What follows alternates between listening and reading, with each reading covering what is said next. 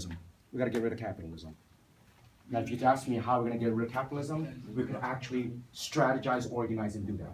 But I'm telling you right now, first and foremost, if we get rid of capitalism, it's easy to say, but man. I know. So Tanner. So don't pay pro athletes either. Then. No. Here's two things going on this. There's two things going on this, right? And this is really an important thing, right? So I always stand on the side of athletes making as much money as they can because they're still workers. Okay? They're still workers, right? LeBron's making $20 million. There's some dude paying him $20 million, which means he has more.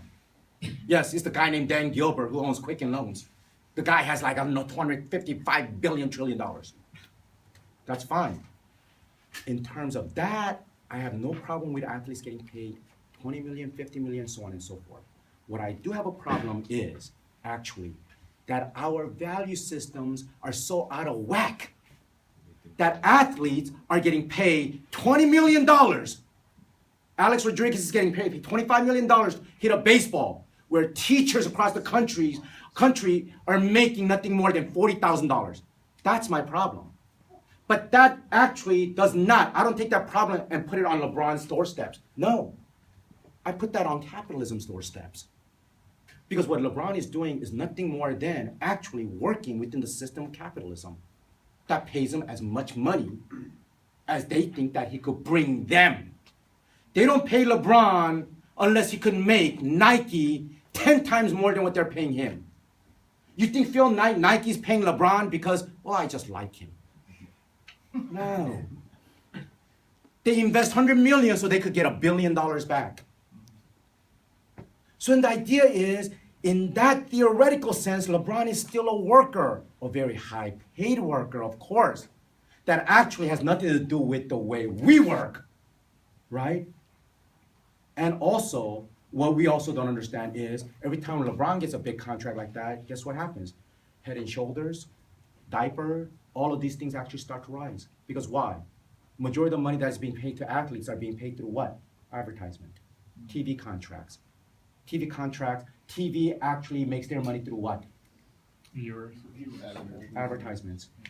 Absolutely. TV is there not to entertain you, folks. So don't think that they make, like, I don't know what show you watch. I don't know whatever the shows that you watch. Don't think they're there so that because they're like, oh, we love American public and we want them to have some smiles on their faces. No. They want to actually sell advertisement to you. They want to sell products. Like the Pacquiao fight, Yeah. whatever, everything. If you want to call it a fight. But come on, it's not only there. Think about what's going on at the university level, right? Think about what's going on at the university level. Very, very often, you guys know this, those of you who pay for parking passes, they tell you parking structure 4 is going to be closed because why? Freaking Justin Bieber is going to be here, right? At the whatever arena, VS Arena, right? Think about that. We sold our stadium to Viejas. Hey man, when you actually start to play and act and live as if you're a capitalist, it's all over. Then you have no ethical ground to stand on. Because why? Capitalism is, somebody told me capitalism is so unethical. I said, no, it's worse than being unethical. Because when you say somebody's unethical, they know right and wrong and they choose wrong. Capitalism is even worse. It's actually devoid of ethics. It's devoid of ethics. Capitalism doesn't even have ethics, which means it does not consider you as human beings. It considers every single one of you as nothing but things to be sold and traded at the market. So then you are nothing more than products. Why should we care about products and things when you're not a human being? I'm not hurting your feeling. I could only hurt your feeling as a human being. If you're not a human being, I can't hurt your feeling. So guess what? Remember yesterday, what did I say? We only operate under the idea of decency individually. So I say hello to you only at the individual level, but not collectively, not in the society sense. Because at the society sense, you are not an individual, you are just a product. You are nothing more than a commodity that can be bought and sold to make money for somebody else. Yep. What else are you? When you go to actually work and you get a job, what are you doing? You're actually in that job Majority of the case. To try to make money for that organization. Yep. By the way, capitalism is based on what? Increased profit, decreased cost. Simple as that. Right? So guess what they'll do? Try to pay you as lowest amount as possible. Tanner, I'm coming back to you. Tanner is absolutely true. Right? Tanner speaks the truth. Right? It is not easy. It is difficult. But please, we need to rephrase that. I would rather Tanner just say, you know what? I am overwhelmed.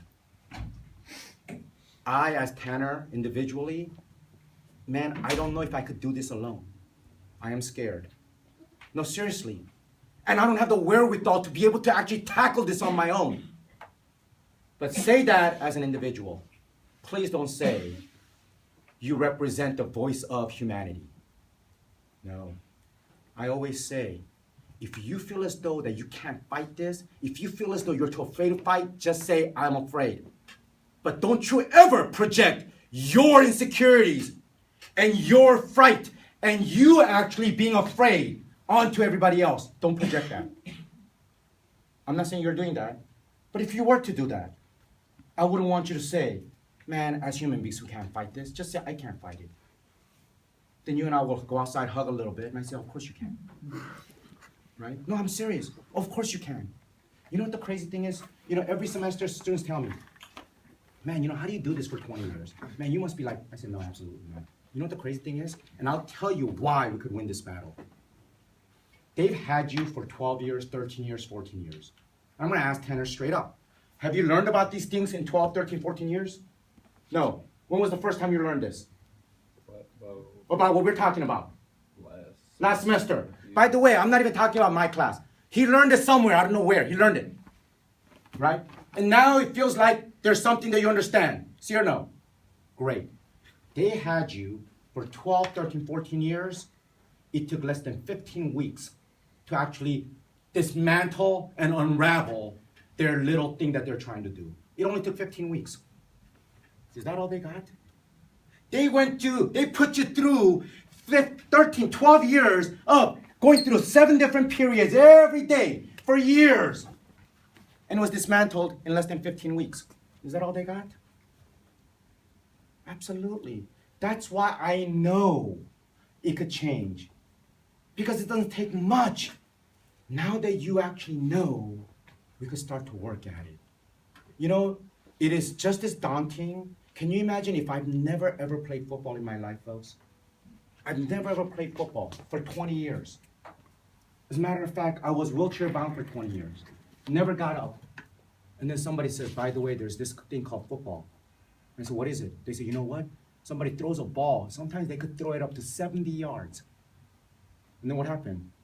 Another person runs, catches it, and goes to the end zone. It's called a touchdown. You're like, no.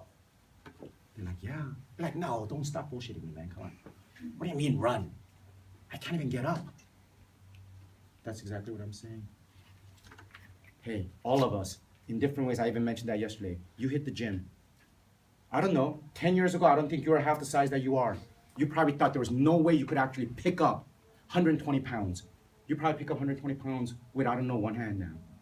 It's the same thing. Isn't it amazing? When we recognize these things, the first thing we want to do is, I want to fight. Great, fight. But don't actually be, in some ways, naive about this in a way that I want you to also be able to protect yourself. I want us to strategize. Now that we know this is what's going on, we have to have a game plan.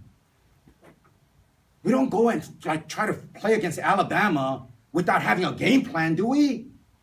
Of course we do. Then what do we have to do? If we're going to play Alabama, we actually practice for months. We practice. That's what we got to do. We got to practice in terms of defeating capitalism. How do we defeat capitalism? Right?